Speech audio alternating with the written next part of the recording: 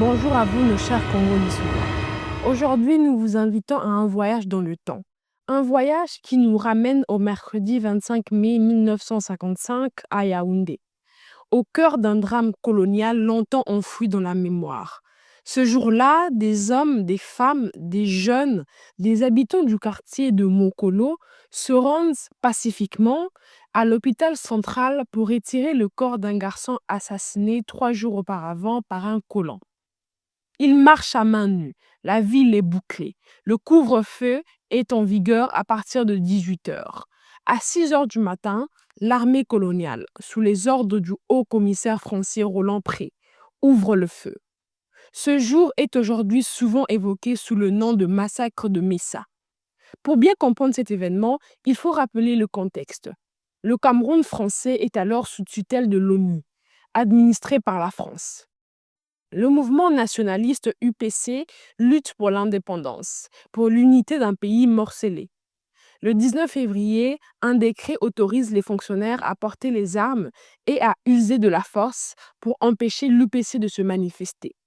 Des renforts militaires français sont dépêchés en mars-avril depuis Fort-Lamy, Brazzaville, Bangui. La pro-administration RPC est mobilisée pour disperser toute réunion indépendantiste. L'atmosphère est saturée de tensions. Le 25 mai apparaît alors comme un point de bascule. Le simple fait de réclamer la dépouille d'un jeune, courir la douleur d'une population, devient confrontation. Le recours à la violence par l'administration coloniale n'est plus ponctuel mais systématique. Les manifestants sont pris dans une logique de répression massive. Le bilan reste incertain. L'administration minimise, l'UPC dénonce. Ce qui reste certain, c'est que cet épisode marque une rupture.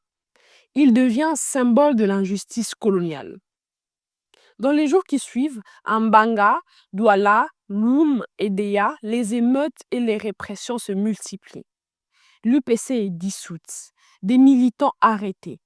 La lutte est radicalisée. Pour beaucoup, les émeutes de mai 1955 sont l'acte fondateur de la résistance camerounaise. Elles annoncent une période plus sombre, la guerre de l'indépendance. Aujourd'hui, en nous souvenant de ce 25 mai, nous ne pleurons pas seulement un événement vieux de plus de 67 ans. Nous honorons la mémoire de celles et ceux qui ont osé se lever, pieds nus et cœurs ouverts face à la puissance coloniale. Nous rappelons que l'histoire, pour être juste, doit être racontée, entendue, partagée. Que cet épisode serve d'hommage silencieux aux victimes, mais aussi de flambeau pour les chercheurs, pour les auditeurs, pour vous qui ne laissez pas la mémoire s'éteindre. Merci de nous avoir écoutés et on vous dit à très vite pour un nouveau Lissolo. All the African News Show. Stay tuned for Black history, society, and culture. Want to be entertained with more Black trivia and much more facts? Well, this is the place to go. Hey, did you know the first computer was made by a Black person? No, I didn't know. Where'd you find out? Congolais Solo, where you can find more information like this and much more. Make sure to check out the Your Space section, where you can put your own publications, events, ads, and even your thoughts. Want more information? Go to www.congolaisolo.net. Congolais Solo forever.